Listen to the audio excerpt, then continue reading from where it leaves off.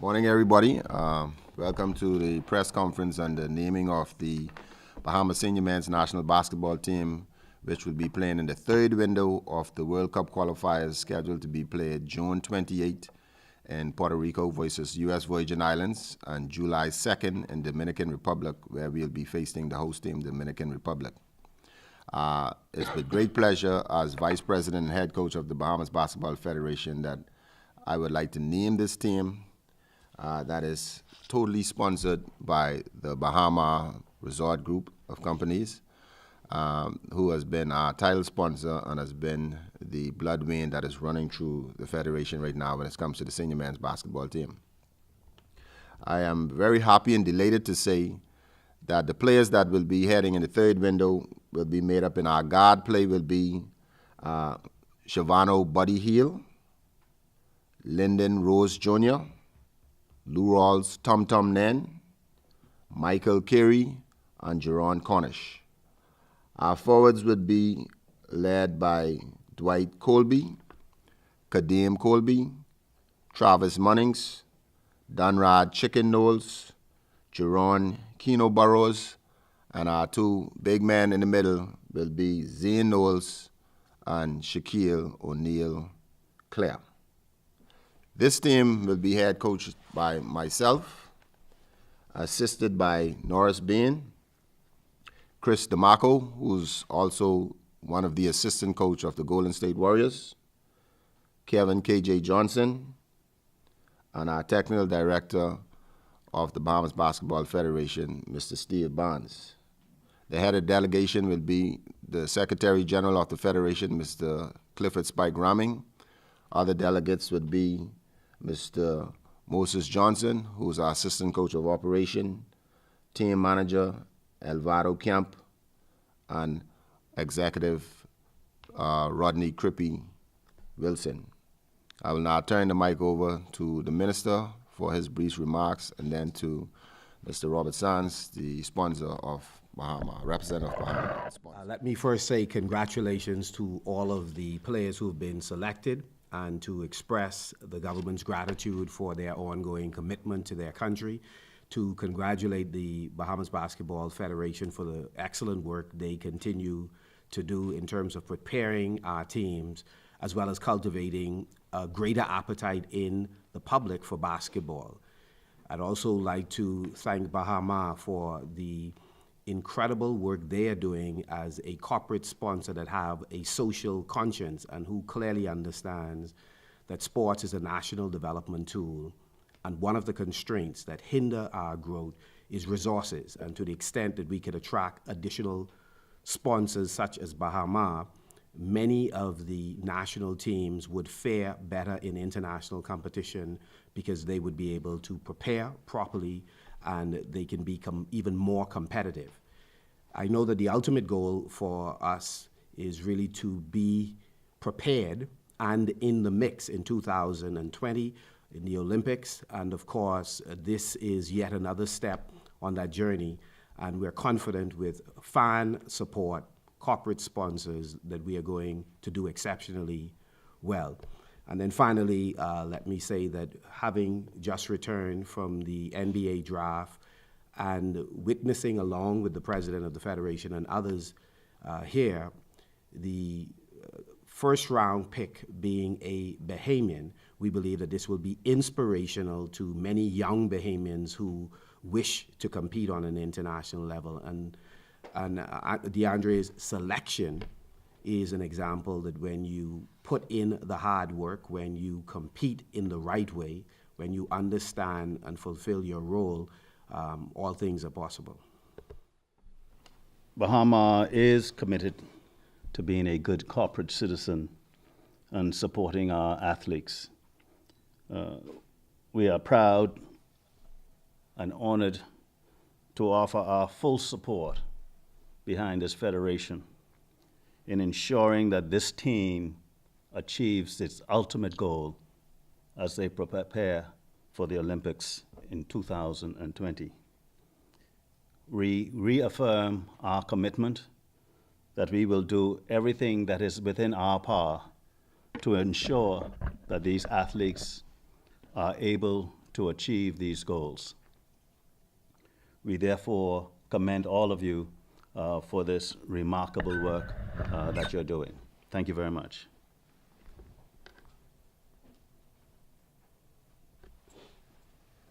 You done? Yes. Yep. All right, I would like to invite Mr. Brown. You want to explain the process? Good morning, and thank you very much. I am Freddie Brown, the Technical Director for the Bahamas Basketball Federation. I am also a technical delegate of FIBA, who actually runs the qualifying games throughout the Americas. The Bahamas has lost all of its games so far. However, it is in a position to still win at least one game and qualify, which means that it has to accrue a certain amount of points as well as beat at least the U.S. Virgin Islands once they meet again. The last time they met in Nassau, they would have lost to the U.S. Virgin Islands by some 8 points. But we must bear in mind, even though you may beat the U.S. Virgin Islands the next time around, all of the point spread will add up against all of the teams, all right? And then you'll have a goal average. And that goal average will determine the first, second, third, and fourth slots, which means that the Bahamas have to win by X amount of points, not just beating the Virgin Islands by 8 points, but by more, at least more than 8 points. That is something we still have to work out, and at the end of the day, we'll have that point spread for you. But it's an uphill battle, and we are pleased to have some of our NBA players on board, and I'm quite sure that is going to make a difference for the Bahamas team. Thank you very much. Yeah, Chris DeMarco, Golden State Warriors assistant coach, and now an assistant to Mario and his staff. I'm just excited to be here. There's a ton of talent, player-wise, coaches-wise, and I'm just really excited to contribute. I think talking to Mario, there's just like a great energy around here right now going forward with this program. And again, I'm just ready to get to work and be a part of it. You could just talk about, the NBA rules compared to FIBA rules. Is there anything you have to catch up on with that? No, I mean, yeah, there's a few different things, but I don't think anything that major, and especially with the support we have from the staff and everything, I think we're fine there. You want Mike? Here we go, Mike. All right, Mike, you've been one player who's been through all the windows. Could you just talk about the last windows, a little bit about that, and what you guys have planned for this future windows? Well, I mean, the biggest thing about everything is right now is, we have the elite Bahamian guys right now back, and, our guns are loaded pretty much. We got, Buddy coming in. That's a big upgrade. It's all elite guys. We probably missing Franco Miller Jr. and DeAndre Ayton, but it's all elite Bahamians we have. So if we can't get it here, if we can't get it done here, God probably ain't with us right now. But I mean, we got to get it done, man. He's with us. We got everybody. We got everybody. We have no more excuse. It's no more locals mixing with pros. Like, we got everybody, so we just got to have to get it done right now. Talk about that, I know in the professional level, even college spacing is so big. How much of a difference is going to be? People will be able to catch up at the same quickly with the players. Yeah, well, the good thing is about all these guys that is about to play and what, Mario and everybody has done to recruit the guys is everybody knows how to play basketball. Everybody's played at a high level. So everybody, certain languages that will be spoken on the basketball court, everybody understands what ice means, what, watch the back, all that stuff. So it's going to be beautiful to work with. I think it's the first time in a long time that we have everybody under one roof. So it'll be fun competing. And it'll be just fun, period. I can't wait. Your last 2 games, all right? And then you can go into the goal average and it'll weigh out.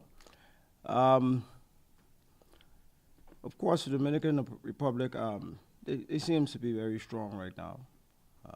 They're like 2-0. Canada the same, 2-1, I guess, 1-2, 1-1. And you just if we beat the last two teams, U.S. Virgin and Dominican Republic, you can pretty much count yourself in. If we aren't able to do so, what's next for Team Bahamas? What will happen is Team Bahamas will be relegated to another tournament. All right? Along with many other teams in this window. So they will drop and they would join basically the B division, and they would play to advance for the Americas Cup. That team, they also have an opportunity. If they win that B division, they will have an opportunity to play again for the Olympics. But bear in mind that teams will advance to the Olympics from the World Cup. All right? And what we're playing for is to advance to the World Cup, not the Olympics. FIBA flagship event is the World Cup, which will be held in China next year, 2019.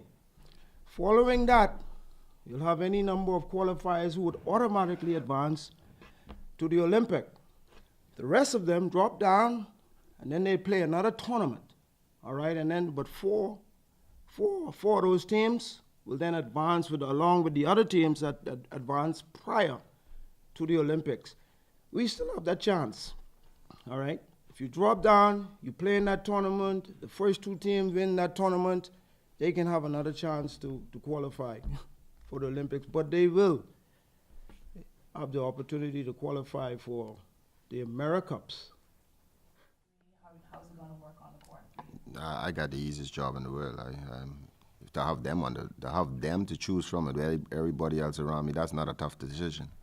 The staff has already put together a time management in place on how we're going to manage these guys' time and who's going to be on the floor. Starting lineup have not yet been finalized as who will be in the first five because, again, we haven't got all those guys on the floors yet. Even though in our mind we don't know who we think, the players who playing at a higher level compared to the others. But with that all being said, there has to be a chemistry in the mix. And so as of tomorrow morning, the contingent will be, along with the other players that are not present, will be flying from around the world. And we all will meet in Puerto Rico by midday tomorrow. Our first practice is scheduled for 4 p.m. In Puerto Rico tomorrow. And everybody's going to be there, so it's just going to be like Mike Carey said, that great energy, that just to have everybody under one roof, and just we have about 6 practices before our first game, and by then, between now and then, we'll be able to determine who's that starting lineup. But I don't think it matters who starts or who is coming off the bench. Each player brings a different aspect to the game, an asset to the team that we think is needed, and it's just to get that right. Connection. And myself, along with Steve Barnes and Chris DeMarco, spent about 5 hours last night discussing some of the things we will do to ensure that we get the right mix and chemistry. And with Chris being an assistant NBA player who understands that high level of play, definitely will bring a plus to us. And so my job is easy. I have Chris to the left, Steve to the right, Norris and KJ surrounding me. So if I fall, one of them better pick me up. With only 6 days, do you think the cohesiveness will be there for the team, though? Yes, I think it would. See, when you think about it, when you look at Travis Munnings, Lou Rawls, Tom Nen, and Buddy Hield, they all play high school ball together for 3 years. Sunrise, they always meet in summer times and play together, so they know each other. Michael Carey, Keno, Shaq, they're always playing together. LJ Rose and Shaq always playing together in Houston in the summer. LJ, Shaq, Dunrod always playing together. So here again, we have pockets of cohesiveness with different persons. So it's just like an NBA All-Star. If you have 2-3 persons from one team playing with 1 or 2 others from another team, so to me that'll be easy to put that together because they've always been together. It's obvious that this team have the ability to go small, big at any point in time in the game. Which one you're going to go with first? I know you like to press the ball early. Well, we want to definitely space them out. Looking at our size dominated against U.S. Virgin Island in game 1. But I think we couldn't finish the game, and we lost the game. So I think if our size is dominating, we will use our size. And now that you have a light-out shooter like Buddy on the wing, they cannot help. You know, Shaquille really dominated them. And when you got an athletic big like Kadeem and Dwight Colby joining, and you got Dunrod Knowles, who's 6'10", and Zia Knowles, who's 6'10", who can shoot the ball, whether we go big or small, we're going to be able to stretch the floor and space them out. And that's the whole idea. Space them out, because we have a lot of shooting now. It shouldn't be no excuse with, you know, in the past we always saying we don't have no one to shoot the ball. You got Buddy out there, you got Dunrod Knowles, and when you're talking about the size of a 6'10", 6'11" guy who can shoot the ball, what is the excuse? These guys got to just want to do this and want to get to the next round. History is time for history to be made, and this 12 guys has the opportunity to do that for us and take us to the next level. It's all about country pride. How we defend is which is most important to me, because we're going to have the ability to put the ball on the floor no matter what. I don't think they're going to be able to stop us from putting the ball on the floor, but we got to be able to stop them. Minister,